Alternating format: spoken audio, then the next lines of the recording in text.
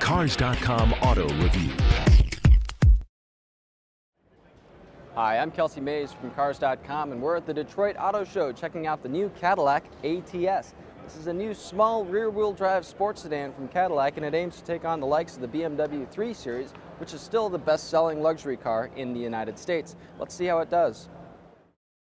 A lot of identifiable Cadillac cues here, and the car doesn't look instantly shrunk wrap. It actually is pretty easy to sort of see that this fits into the rest of the lineup. You can see how far back the front headlights go, though. They end almost directly over the front axle. Kind of an interesting thing to look at there. The overall dimensions make the ATS about 8.5 inches shorter from bumper to bumper than the CTS. It's about 1.5 inches narrower and a couple inches shorter wheels to roof. Cadillac says the ATS weighs in at less than 3,400 pounds. That means that it's lighter than the BMW 3 Series, the Audi A4, even the Acura TSX. Good numbers from GM, who often brings the heaviest car in class to the party. Typical of a sports sedan, the cabin is a little bit on the smaller side, not a ton of room, just kind of to stretch out in here, but I think that drivers should find enough.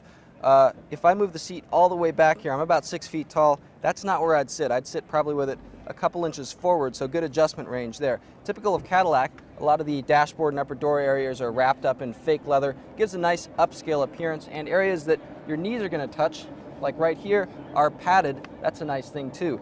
The available manual transmission appears to have nice short throws. We've never been that satisfied with the manual in non-V series versions of the CTS. This is kind of a nice change from that.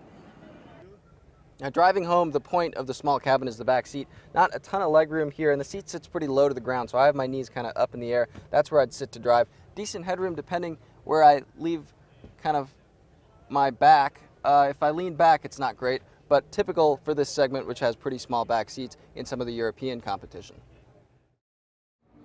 Trunk size, pretty small for this segment too, at about 10.2 cubic feet.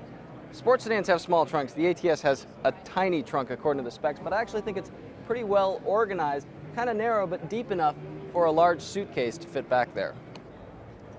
Of the 3 available engines, Cadillac expects the 270 horsepower turbocharged 4-cylinder to be the volume model. The proof will be in the driving, of course, but the ATS has a lot of good ingredients baked in. Things like a 50-50 front and rear weight distribution, an available adaptive suspension, available Brembo brakes. We'll have to check back and see more after we've driven it, but we're excited to do just that.